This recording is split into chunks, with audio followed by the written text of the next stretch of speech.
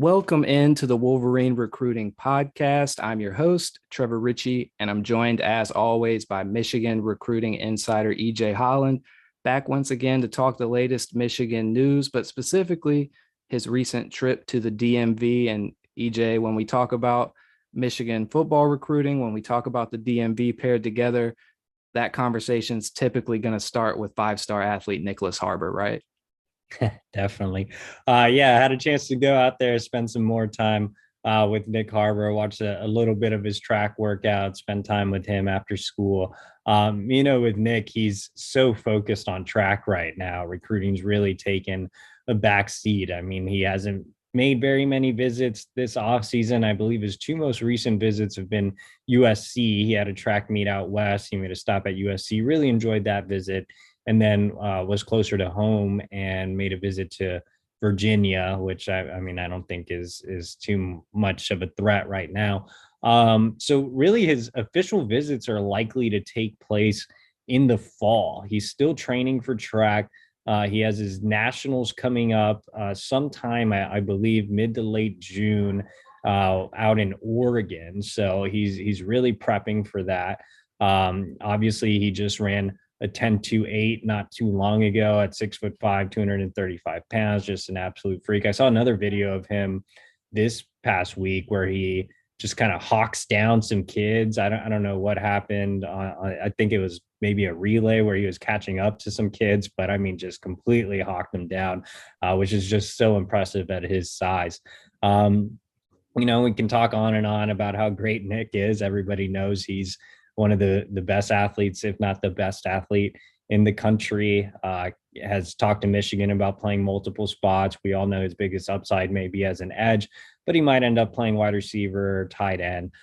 So really the kid can play anywhere. You can just, pencil him in as just that number one guy that you take no matter what and figure it out later.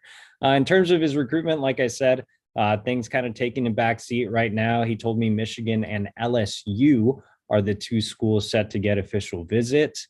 He has not scheduled them yet, but those are two that are guaranteed. I think Maryland will receive an official visit. He really likes the track program there. It's the home state school, or not really home state, I guess Washington, D.C. It's its own thing, but the home region school. Right. But yeah, I think those three schools. Penn State is another one to watch. His sister went to Penn State. Georgia has gotten increasingly involved. It's another school to watch. Obviously, like I said, USC received an unofficial visit, could receive an OV. So there are several schools, still in play for Nick. I mean, the biggest things he's looking for are, one, development on the football field, first of all, where can he play and how can he be developed at that position? Secondly, the track program. He still has aspirations of being an Olympian. So what does the track program look like? And three, academics. I mean, this is a guy that wants to be in the medical field one day as well, 4.0 GPA kid. So I think Michigan can offer, a lot in all three aspects. Michigan's given him the chance to, as has every school, but, Michigan's given him the chance to play football and run track. But the track program has been very actively involved. He knows people around the track program. His club track coach is a Michigan grad, so there are connections there. The football side, he's had a chance to talk to basically every coach on staff, including Jim Harbaugh himself. And then academically, I mean, Michigan is obviously a top school. And then as an added bonus, his mother's family is from the state of Michigan. So Michigan feels like a second home to him. So I think right now, if Nyckoles had to make a choice, it would be Michigan. I would have my pick in on Michigan, but I'm just interested to see how this recruitment plays out. It's going to be a long journey to Nick's final decision. There's going to be a lot of NIL opportunities for him. Visits could change his mind on things. So we still have a long way to go, but I think Michigan's done a fantastic job. I would say Michigan is the current leader. If I'm not mistaken, the last time I looked at his NIL evaluation, it was in the 300,000 range. Could be wrong on that, but I have so many questions I could ask there, EJ. First of all, what does a track workout look like for him? Two, how real is it that skill set could lead him to end up on offense? And three, just I don't. I'll let you go there. I won't even get into three. Well, I didn't get to see much of the track workout. It was mainly, I mean, this man like stretched for like 45 minutes. Like it was like It's an entire important. like stretching session on top of the fact that it got started late and I had to head out to DeMatha to see Jason Moore, who we'll talk about here in a little bit. But I didn't get to see too much of the track workout, but I will say it was a lot of stretching and it was just impressive seeing him move around. And two, I think he can play offense. I mean, this how are you going to stop someone that's 6'5", 235 pounds and runs a 10-2-8 100 meter? And the thing about Nick is he's a sprinter. So it's not like it takes him a while to like get going. Like he can just get out of his, get it and go. I mean, he can take it 60 yards. I mean, he's a guy that's going to be a huge downfield threat. I don't know how much weight he's going to want to add. I mean, he's listed at 235. I think he's closer to 225 right now just because it's track season. But I don't know how much weight he's going to add or how much blocking he's going to want to do if he goes the tight end route. He certainly could play there, play more of a flex end or just be a pure wide receiver. I think the sky's the limit with him. You just figure it out later. And then third, I guess, to touch on your NIL valuation, I think that valuation's even at that number is ridiculously low. I think his valuation should be more than $1 million. There's no way you can't market a 6'5", 225-pound guy that runs a 10-2-8 that might be a first-round NFL draft pick, an Olympian, and a medical doctor. Like, I mean, his dad works for NASA. Like, how else are you not going to market this kid? He must be the most marketable kid in the entire class, other than Arch Manning, who's only marketable because of his last name. Like Nick is on his own the most marketable athlete in the entire country. And three, which I was going to get to, but I thought I was overloading you a bit, was going to be kind of a pair of that one. I agree with you. And I'm bringing that up off the top of my head because I only glanced at those as I went through the prospects we were going to talk about. But that could possibly be, and I wish I could pull it up to confirm, it may not be at all, but it might just be social media following with the way that metric is played. Sometimes, no matter if that side is so high, if the social media, I don't know, that could be the case. Because obviously on the athletic performance side of things and marketability, as you said, there's no question when it comes to him. But you put your name by a take that not only you just obviously made it clear what you think from the marketability standpoint, but you think Nick should also be the number one rated prospect in this class as well. Yeah, and I'm not taking anything away from Arch Manning. I mean, I think he's a fine talent. I think the last name helps a lot, but you're talking about a generational talent in Nyckoles Harbor. I'm not necessarily sold that Arch Manning is a generational talent. I think Wow. he's a great talent. I think, could he be as great as Peyton Manning? Who knows? Could he be as great as Eli Manning? Who knows? But I think at the end of the day, you say here's prospect A and here's prospect B, and you don't know their names, and you watch both tapes and you see both of them in person. I'm taking Nyckoles Harbor. That's fair. That's fair. And we can stay at Archbishop Carroll for the next guy we're going to look at, which is 4-star edge Joseph Mupoyi, Nick's teammate. And I'm curious, I don't know what you want to touch on here, but just a couple of questions that I have. How does he stack up purely as an edge talent beside Nick on the same team? And also, how real do you think it is that Michigan could possibly get both of these guys? I think Joseph's one of the toughest kids to grade in terms of you're grading based on his ceiling. And this is a kid who just started playing football not even an entire year ago. So he has 6-8 months under his belt. And then you have to factor in, okay, the football season started in August of last year. So he had 3 months to prepare to be a football player. And then he finished with 10 sacks and helped Carroll win a state title. So from on upside alone, and this is a kid that is a legit 6'5", 6'6". He's maybe a half inch shorter than Nick, who actually might be 6'6". But either way, I mean, his height checks out. He has really good length, and he's not a super skinny guy. Like, he doesn't look like a super lanky basketball player, even though he has that basketball background. I mean, he's gotten pretty filled out. He can definitely add some more weight and strength, and that'll come when he develops in a real weight room and a real strength and conditioning program at the next level. But I mean, it's hard to find a higher upside in this class. This kid hasn't been playing football for hardly, any time at all. And for him to also be, not even a native of the United States, to come over from the Congo and to learn a new sport entirely, and then to have such success at that sport, I think speaks volumes of the type of kid and the type of learner that Joseph is. And that's a key thing. He's coachable. He's willing to learn. He learned fast. He learned quickly. That'll help him adapt to the next level in the classroom, in the strength and conditioning program, on the football field. So I personally love Joseph. I've seen other sites have him graded as a 3-star. I think On3 has him as a top 200 player in the country. I would side more with On3. I mean, we talk so much about ceiling. We talk so much about upside.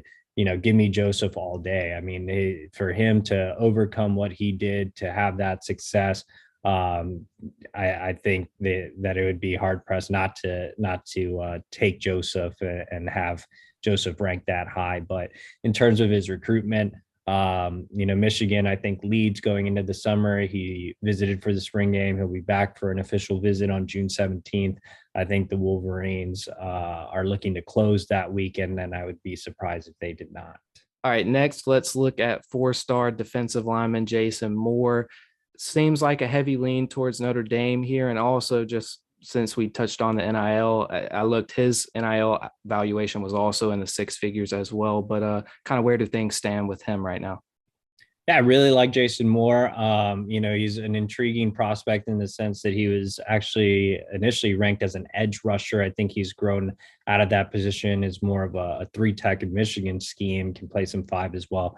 But I really like him. I think he's going to be a hand in the dirt guy. Yeah, he's considered a Notre Dame lean right now. He's been there. He's familiar with the program. He's never been to Michigan. He's going to be, making his first official visit, Victor's Weekend, June 17th. I think Michigan's building a lot of momentum that weekend. I think getting him on campus will be huge. He's always been really interested in visiting Michigan. He was actually going to be at the spring game as well, but ended up not making it because his brother was playing in the NCAA tournament for Villanova. So I think getting his first look at Michigan is going to be huge. He already has a pre-existing relationship with Mike Elston, Michigan's new defensive line coach, who actually recruited him at Notre Dame. I think official visits could change a lot in this recruitment, not just with Michigan, but Ohio State is getting his last official visit. I think Ohio State is kind of a dark horse in that recruitment as well. So I don't think he's a lock to Notre Dame. I think, both Michigan and Ohio State can make power moves this summer. You kept it light on the Irish fans this time, but I know this next one is a guy that you have your eye on. 2024 4-star quarterback Michael Van Buren out of St. Francis. Tell me a little bit about what interests you about him, and also kind of what you took away from seeing him in person. Oh, I love Michael Van Buren. I'm a huge Michael Van Buren fan. I am the leader of the Michael Van Buren fan club. Look, Van Buren didn't get a ton of time at St. Francis last year. He didn't become the full-time starter until late in the year. They had another guy who had some Division I offers, but when he got his opportunity, I mean, he was terrific. He helped lead St. Francis to a big win over De La Salle, a fellow national power that featured Michigan signee Zeke Berry. I mean, this is a guy that reminds me a little bit of Bryce Young. I'm not putting him at the Bryce Young level just yet, but he has some of the similar characteristics. He's a little bit on the shorter end, is about 5'11". He has a slender build, but I mean, he can sling the ball. He's very accurate. He has a lot of mustard on his passes. He can make plays with his legs, very, very similar to Bryce. He can make those Houdini passes in game. And I really, really like Van Buren's ability to lead at a young age, and I love his swagger, his mentality. He kind of has that hard Baltimore accent. Like I really just love everything about the kid. I think he's going to be a superstar. He was one of the biggest risers in the rankings. Went from unranked to a top 175 prospect nationally. I think he's going to continue to climb the rankings. He visited Michigan. Obviously, Michigan has CJ Carr at the top of the board, a Michigan legacy. There's some competition for him. I would not be very sad if I were a Michigan fan if Michael Van Buren's the quarterback taken 2024. I mean, I think a lot of fans are sleeping on what Van Buren can bring to the table. And I think we can close out your trip to the DMV with four-star linebacker Aaron Chiles, another Maryland guy. And I believe right now with the home state team, Maryland in the lead according to the RPM.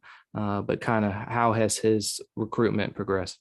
Yeah, Aaron's recruitment's exploded. I mean, he has offers from around the SEC. I mean, Michigan obviously entered the picture not too long ago. So I don't know how long Maryland will be considered the leader there. But I think Michigan has done a fantastic job, obviously, recruiting in the DMV.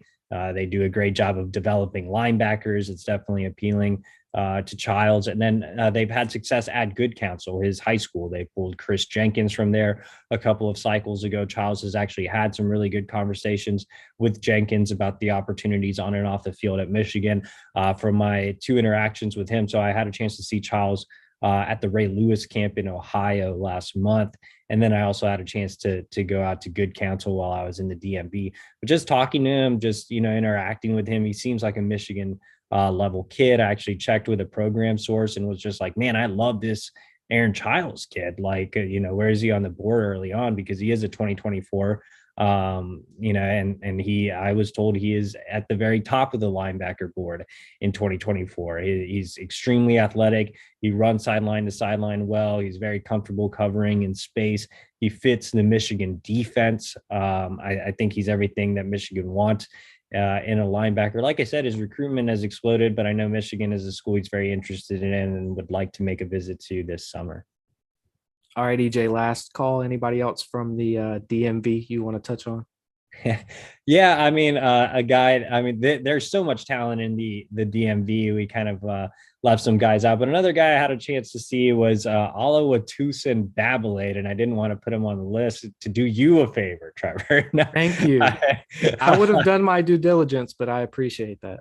But he goes by Tree, so Tree Babalade is a Much easier.